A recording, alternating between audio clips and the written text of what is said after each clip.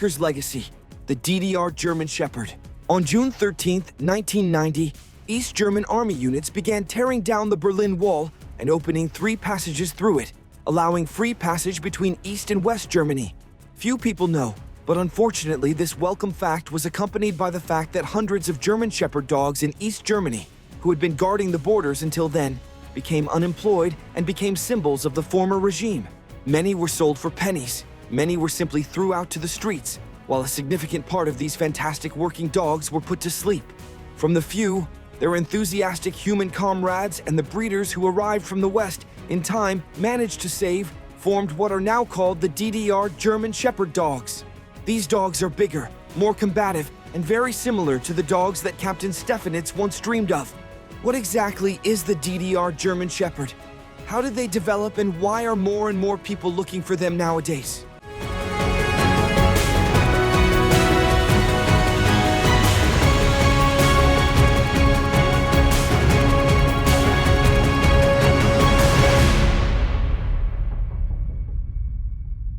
The Iron Curtain is formed. Shortly after the end of World War II, Germany came under the occupation of 4 Allied powers, and in 1949, the Federal Republic of Germany was established in the American Anglo-French occupation zones, and the Communist German Democratic Republic, the DDR, the Deutsches Demokratische Republik, was established in the Soviet-controlled territories.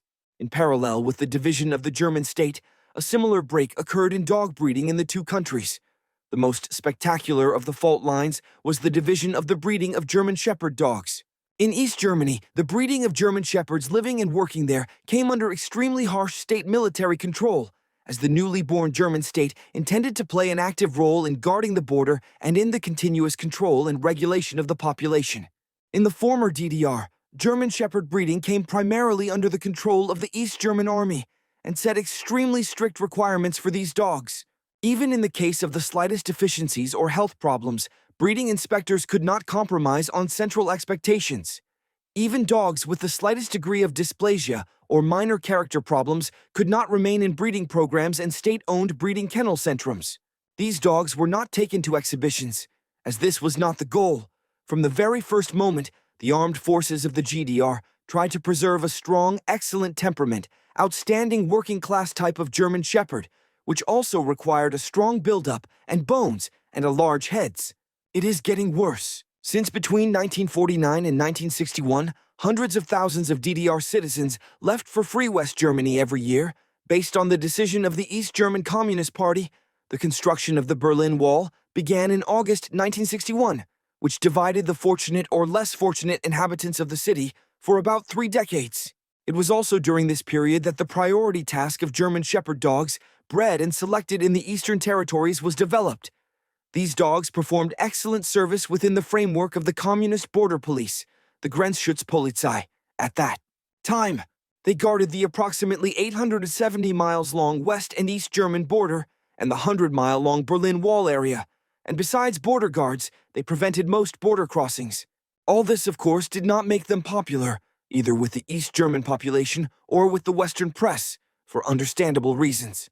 The dogs of the Grenzgruppen units were mainly used for border protection, but they also had to be able to search mines and perform many other tasks that helped the work of border guards. In many sections of the Berlin Wall, fenced districts were created for the trained dogs, where they could move freely and hunt down border violators and East German citizens trying to escape.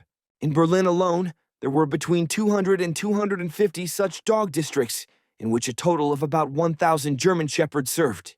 The dogs housed in these districts were fed once a week in order to maintain their ferocity and vigilance, as this was the doctrine at that time. And how did these dogs like, compared to today's, in quotes, modern cart-backed German Shepherd dogs? The most noticeable difference in the case of dogs from contemporary newsreels, surviving images and surviving bloodline is the darker or rugged coat, larger size, and straight back of DDR German Shepherds. The degree of red coloration is much lower in these dogs and not as spectacular as in today's show-ring-ready German Shepherds. All of these dogs were characterized by very strong, above-average work drive. If they didn't have a very strong prey and work drive, they were deselected and skipped from breeding. What would an unworkable dog do with an illegal, determined border crosser in a real situation? How would the dog have protected his human comrade?